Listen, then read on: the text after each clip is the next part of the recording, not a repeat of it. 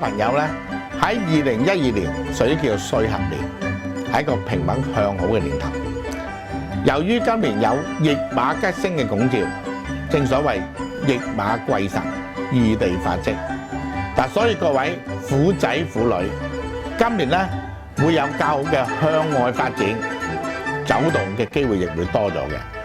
但係如果係求學嘅朋友，即係有機會咧去外國讀書嘅，嗱，會一個轉換新環境嘅學習嘅好年頭嚟嘅。但喺事業方面咧，屬虎嘅朋友咧，今年受到驛馬同埋吊客星嘅影響，多咗往向外地工作機會，嗱，發展空間咧係自然亦多咗噶啦。但係亦留意喺外地少人橫行，容易遭受到血光嘅災害。嗱，故此咧，出入時要小心，慎防咧車船之險。好在有粒咧歲合星關照住，對做生意嘅你會係勞碌生財，大地外地錢財。嗱，不過要小心天九星嘅纏繞，今年是是非非仍然好多。但喺財運方面，受到嗰粒驛馬遠行星嘅影響，向外地發展嘅機會多咗，正係勞碌生財，大賺異地錢財。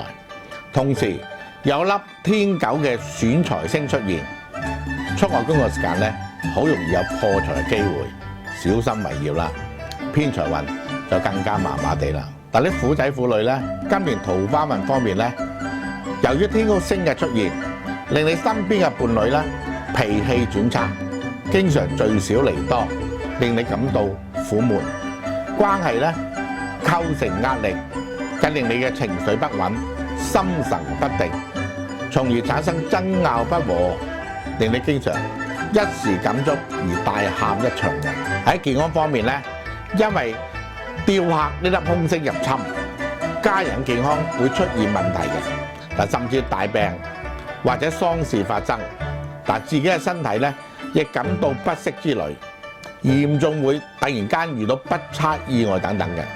嗱，應盡量避免去醫院探病或者問喪。今年感到咧就會頭碰上黑㗎。屬虎嘅朋友咧喺2012年，似乎運程咧容易受傷，甚至意外重重。但並唔係冇化解嘅方法嘅。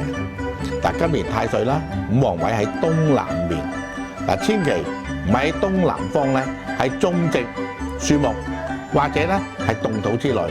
嗱，最好咧掛一套金線編織成嘅8個五帝古錢，或者放一個化災葫蘆，甚至佩戴埋一個財神金牌護下身，健康同財運就更加好噶啦。